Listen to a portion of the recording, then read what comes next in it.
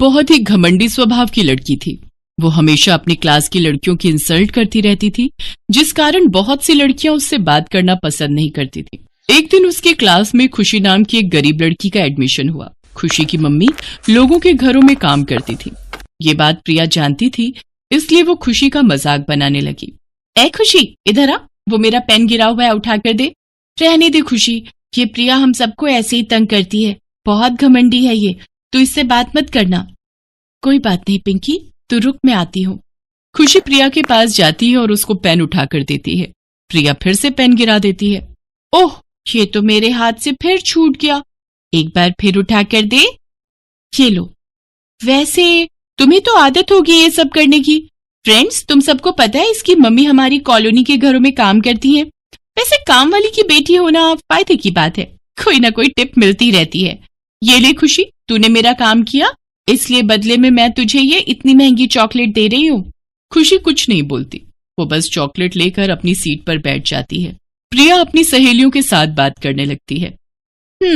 अभी तो कुछ भी मजा नहीं आया, तुम सब देखती जाओ, कुछ दिनों में होली आने वाली है। इन सबको और खासकर उस खुशी को ऐसा रंग लगाऊंगी कि छुड़ाए नहीं छूटेगा। पर तू भी बचकर रहना प्रिया, तेरे भी दुश्मन क्लास में बहुत हैं जो तेरे स्टैंडर्ड के नहीं हैं। ये गरीब घर के हैं, इनका कोई भरोसा नहीं कब तेरे से अपने अपमान का बदला ले लें।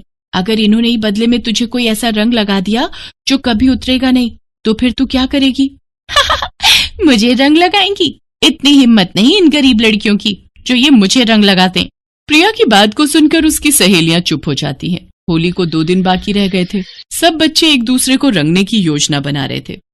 स्टूडेंट्स, आप सब इस बात को ध्यान से सुनिए। प्रिंसिपल मैम ने सख्त ऑर्डर दिए हैं कि कोई भी बच्चा क्लास में होली नहीं खेलेगा। एक दूसरे को किसी ने भी अगर क्लास में रंग लगाया तो उसे सजा मिलेगी। कल से होली की छुट्टियां हो रही हैं, सभी स्टूडेंट्स घर पर भी ध्यान से होली खेलना। Happy Holi to all of you.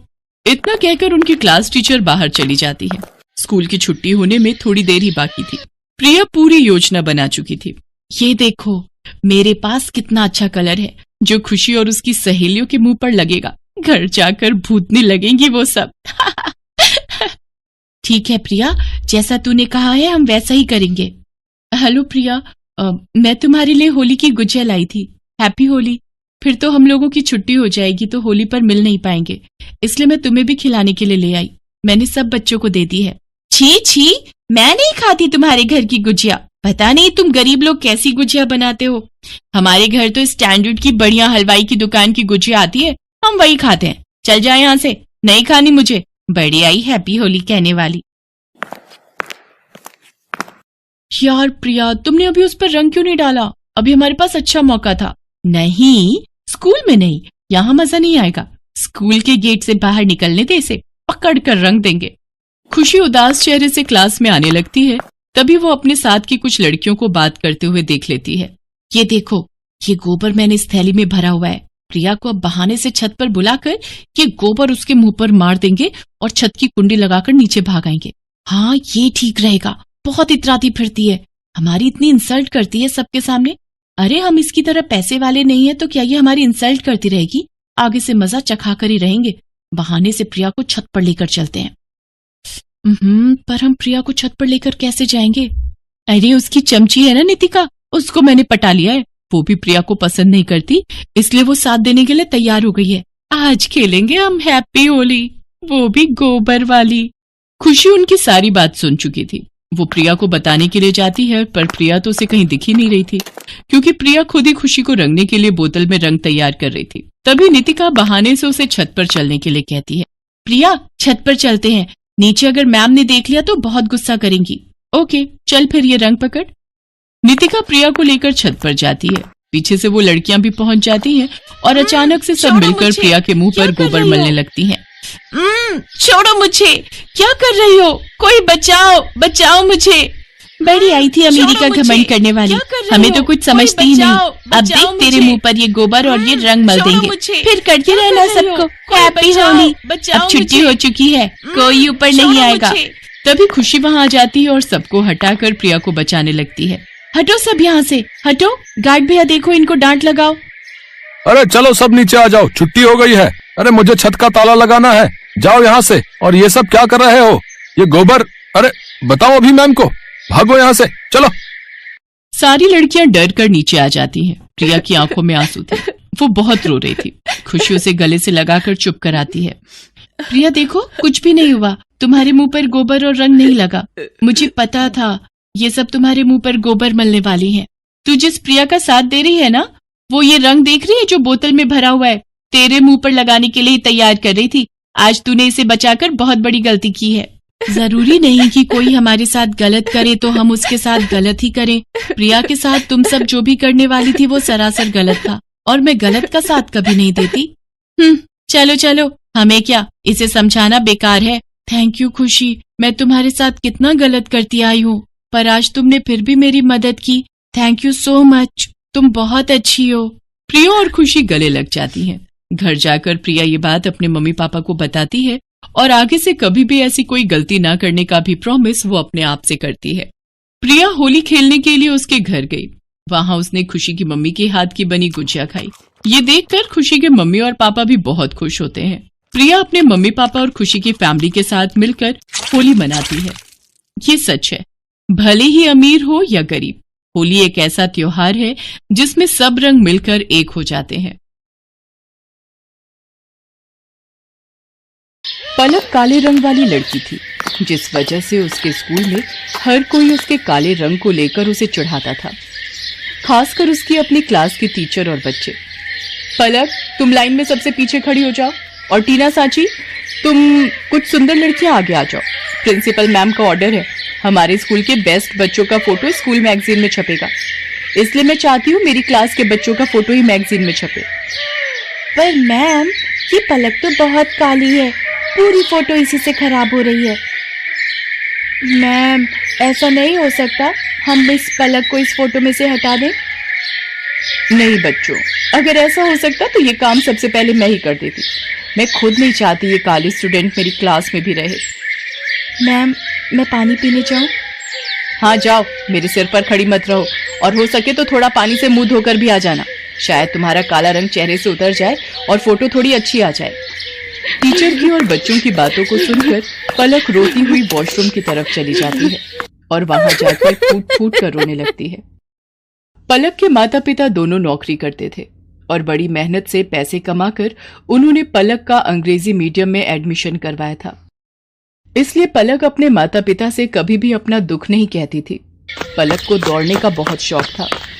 वो रोजाना सुबह स्कूल जाने से पहले दौड़ने का अभ्यास करती थी, पर वो जब भी अपनी टीचर से स्कूल में दौड़ प्रतियोगिता में भाग लेने के लिए कहती थी तो उसकी टीचर उसे साफ मना कर देती थी और बच्चे उस पर हंस देते थे। तू दौड़ेगी? अपनी शक्ल देखी है कभी शीशे में? मैम तुझे कभी भी दौड़ प्रतियोगिता में नहीं लेंगी। आज तक हमेशा से टीना ही विनर रही है और आगे भी रहेगी।